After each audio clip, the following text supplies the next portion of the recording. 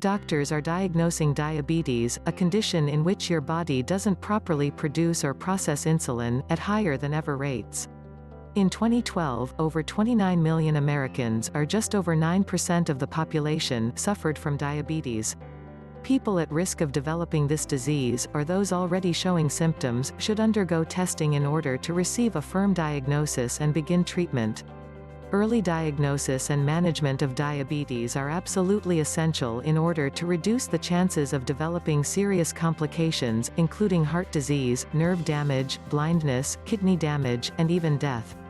Part 1: Knowing when to get tested. 1. Understand the main types of diabetes. Type 1 diabetes is characterized by the body's inability to produce insulin, a hormone that regulates the amount of sugar, glucose, in the blood and helps to transfer the glucose to your cells for energy. If your body isn't producing insulin, this means that the glucose stays in your blood and your blood sugar level can become too high. By contrast, type 2 diabetes is characterized by the body's inability to utilize and store glucose properly thanks to insulin resistance, which is usually connected to being overweight.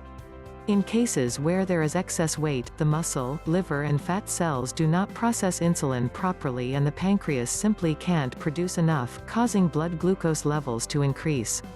Type 1 diabetes, formerly known as juvenile diabetes, is usually diagnosed in children or teens, and can develop within just a few weeks. Meanwhile, type 2 develops over a period of time and with age, though it is becoming more and more common for children to experience early-onset type 2 diabetes due to obesity. Approximately 10% of all diabetics are type 1 and require insulin to survive, whereas the overwhelming majority of diabetics are type 2 diabetics who suffer from an impaired glucose metabolism that leads to insulin deficiency. There's also gestational diabetes, which occurs only during pregnancy. Because of the increase in hormone production during pregnancy, the amount of insulin is also increased to control glucose levels in the blood. However, if the body can't meet this demand for more insulin, then diabetes results. Gestational diabetes usually disappears after the birth, but can put the mother at a higher risk for type 2 diabetes later in life. 2. Be aware of the symptoms. Get tested if you exhibit the classic triad of diabetic symptoms: increased thirst, polydipsia, increased urinary frequency, polyuria, and increased hunger. You can assess whether you're experiencing an increase in these symptoms based on what is usually normal for you. For example, if you usually urinate 7 or so times per day, but now urinate a lot more and have to get up in the middle of the night, something is not right and you should consult your primary care physician. Other symptoms include a compromised immune system, e.g., wounds that don't heal quickly, persistent and recurring infections, such as a foot fungus or athlete's foot, yeast infections in the genitals or mouth, etc. Tingling or pain in the hands or bottom of the feet, peripheral neuropathy, lethargy and fatigue, blurred vision, increased appetite, unexplained weight loss. 3. Know the risk factors. Most of the symptoms and risk factors for diabetes hold true for people age 45 and over, however, they're also being seen more often in obese people under age 40 and especially in obese teens. Major risk factors for developing diabetes include: 7. A family history of diabetes, high blood pressure 140/90 or higher, high level of triglycerides 250 mg per deciliter or higher, low high-density lipoprotein, or HDL, good cholesterol level 35 mg per deciliter or lower, ethnicity African American, Hispanic, Native American or Pacific Islander, obesity, a body mass index BMI higher than 25, a history of gestational diabetes delivering a baby who weighed more than 9 pounds, diagnosis of polycystic ovarian syndrome, existing cardiovascular disease, the diagnosis of prediabetes. 4. Know the screening guidelines. Healthy individuals without risk factors should get screened for diabetes at age 45 and then every 3 years thereafter.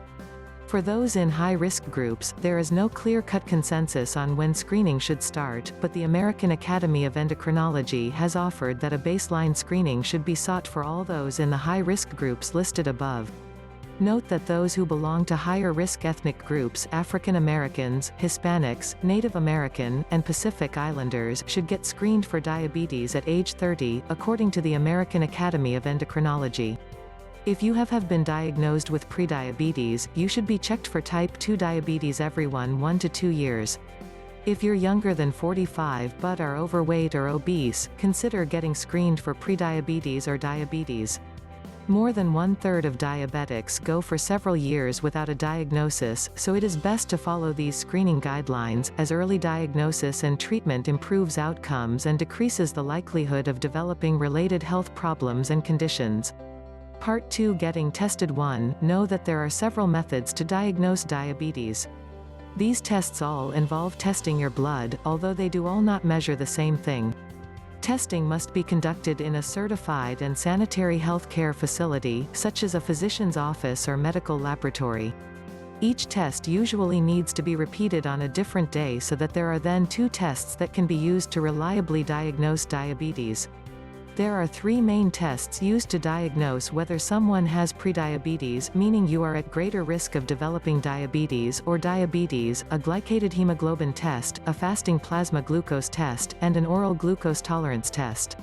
Note that if the blood glucose level of your blood is considered higher than normal according to one of the tests below, and if you are showing classic symptoms of high blood glucose, your doctor may not require a second repeat test to make a correct diagnosis.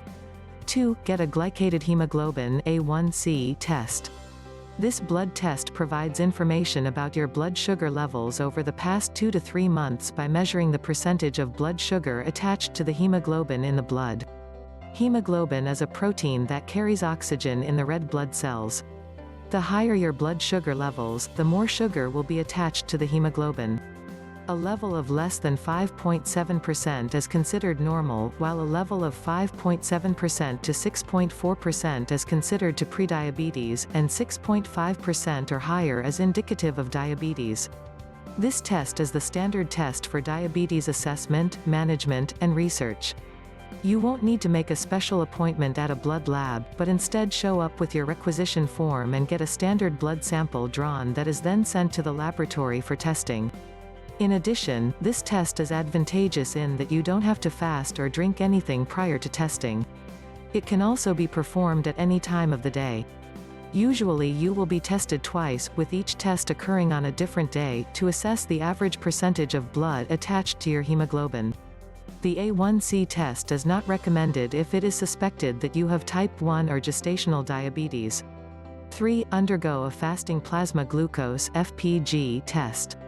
This test assesses your fasting blood glucose levels. Fasting means that you refrain from eating or drinking anything but water, black coffee or unsweetened tea for 8 hours prior to the blood test. Your doctor will look at a variety of factors from this blood test, including the glucose level, cholesterol, and levels of enzymes in the liver and kidneys, as these organs are affected by diabetes. This test is the most common diagnostic tool for diabetes because it is more convenient and cost-effective than the oral glucose tolerance test. A normal reading is considered one of less than 100 mg per deciliter, while a reading of 100 to 125 indicates pre-diabetes. An FPG level of 126 is indicative of diabetes. Note that you will need to plan ahead for this test since you have to fast. For your own ease and comfort, this test is usually done first thing in the morning, before breakfast. Your doctor may want to repeat the same test on another day to confirm that the results are reliable. If your FPG level is very high, if you are showing symptoms of diabetes, or if you have been previously diagnosed as pre-diabetic, your doctor may want to move on to the next test in his arsenal, the oral glucose tolerance test, to get a quick and firm diagnosis. 4. Have the oral glucose tolerance test (OGTT) test. This is a 2-hour test that evaluates your blood glucose levels before and after you have a drink that is specially sweetened so your doctor can see how your body processes sugar. To prepare for this test, you'll need to make an appointment in advance for this test and fast 8 hours before. At the beginning of your appointment, the doctor or nurse will test your blood glucose level, most likely with a simple finger prick test, where your finger is pricked and the sugar in your blood is calculated via a digital monitor. You will then drink a glucose beverage and sit for about 2 hours before someone tests your blood again. A level of 139 mg per deciliter or below is considered normal, while a reading of 140 to 199 indicates pre-diabetes, and 200 or higher indicates diabetes.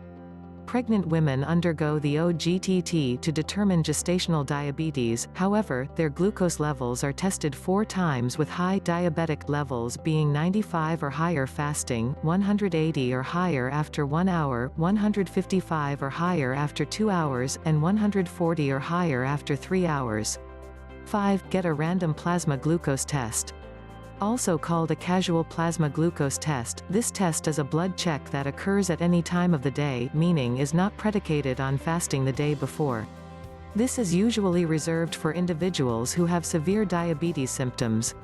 In this test, diabetes is diagnosed when your blood glucose is 200 mg per deciliter or higher. If you want to cure your diabetes, check Halki Diabetes Remedy video on my channel.